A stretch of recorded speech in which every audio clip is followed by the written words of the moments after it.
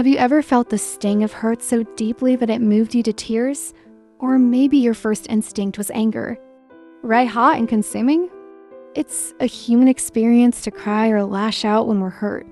But what if there's a better way to handle these emotions? Today, we're turning to Stoicism, the ancient philosophy, to find out. Stoicism isn't about suppressing emotions. It's about mastering them. Marcus Aurelius, one of the most famous Stoic philosophers, said, "You have power over your mind, not outside events. Realize this and you will find strength." But what does that mean when the tears start falling or the anger begins to rise? Let's dive into this. First, crying. Tears are often seen as a weakness, but Stoics don't agree with that entirely. In fact, they would argue that crying can be a natural, even healthy response to pain. What's important, however, is understanding the source of your tears. Are they helping you process the pain? Or are they fueled by resistance to reality? The Stoic practice of reflection teaches us to pause and ask, why am I crying? Is this within my control, or am I mourning something I cannot change? If it's the latter, acceptance is the key. You don't need to bottle up your feelings, but you do need to avoid being consumed by them. The goal isn't to stop crying altogether. It's to cry with understanding. Crying can cleanse, but it shouldn't drown you. Did you know that some of the greatest Stoic philosophers didn't shy away from acknowledging tears? Seneca once wrote, "Tears fall from me, no matter how hard I try to restrain them. They are a mark of humanity, not weakness." For Stoics, crying is not inherently bad. It's a natural response to pain, loss, or even moments of great beauty. The key lies in understanding what your tears mean. Are they helping you release what's inside, or are they pulling you into despair? If you feel the urge to cry, embrace it, but do it with purpose. Here's how to cry like a Stoic. Acknowledge the feeling. Don't resist or judge your tears. Instead, observe them. Ask yourself, what am I feeling right now? Reflect while crying. Use the moment to reflect. Why does this hurt? Is it because of something outside your control, or is it tied to unrealistic expectations? Let go. Once the tears stop, take a deep breath and remind yourself, this moment doesn't define me. Crying isn't weakness, it's a sign of strength.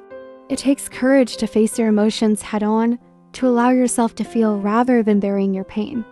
The Stoic path isn't about pretending to be invulnerable. It's about being unshaken. In fact, crying can serve as a form of emotional release, a way of clearing the storm within so you can see things more clearly. Marcus Aurelius reminds us, look well into yourself. There is a source of strength that will always emerge if you dig deep enough. When you allow yourself to cry, you're acknowledging your humanity, your values, and the depth of your experiences. Far from being a sign of defeat, tears can be a step toward clarity and renewed strength. A crucial Stoic question to ask yourself is, have I cried enough? Tears are like a flowing river. They help carry the emotional weight downstream. But if you stay in the river too long, you risk being swept away by it. Epictetus teaches us to distinguish between what is within our control and what is not. Crying, while natural, shouldn't become a dwelling place. Ask yourself, have my tears served their purpose? Am I ready to move forward? Once the tears have fallen, it's time to shift your focus. What actions can you take? What lessons can you learn? Use your renewed clarity to realign with reason and virtue. Remember, crying is part of the process, not the destination. It's the beginning of healing, not the end of your journey. Now, what about anger? Hurt often turns into rage. A fiery energy that feels powerful, but usually burns us more than anyone else. Seneca, another Stoic philosopher, called anger a form of temporary madness. He said, the greatest remedy for anger is delay. Stoicism offers practical tools for dealing with anger. First, step back, breathe. Recognize that anger is often a reaction to unmet expectations or perceived injustice. Ask yourself, is this worth my peace? If the source of your anger is within your control, take constructive action. If it's not, let it go. Remember Epictetus' wisdom. It's not what happens to you, but how you react to it that matters. When we choose not to react with anger, we reclaim our power.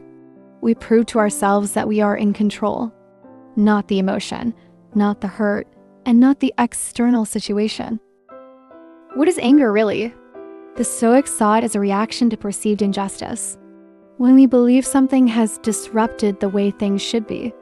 But Seneca called anger a form of temporary madness. Why? Because it clouds our judgment and often leads us to act irrationally, causing more harm than good. Anger is often rooted in expectations, expecting others to act a certain way or circumstances to align with our desires.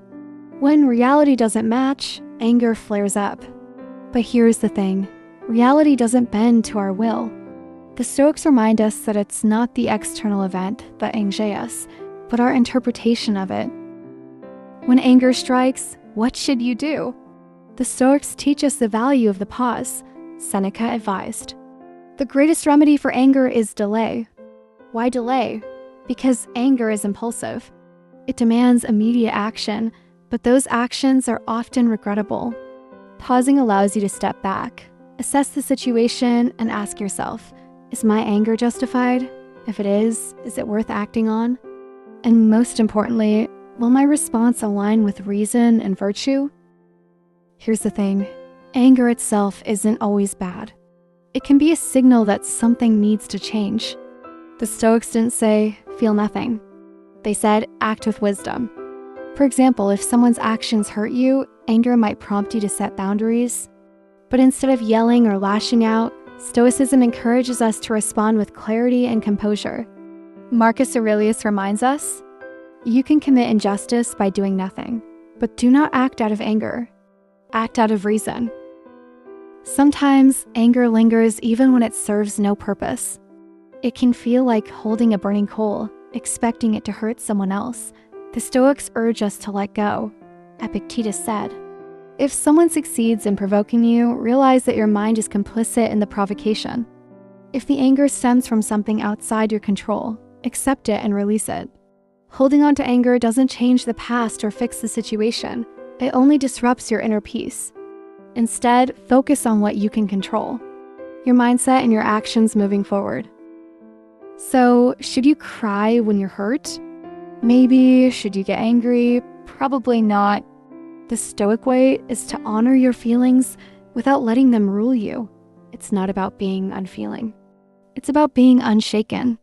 If you found this guide helpful, give this video a thumbs up and share it with someone who might need it. Don't forget to subscribe for more insights on life, resilience, and personal growth. Together, let's build a stronger, wiser version of ourselves. Remember, the power is always within you.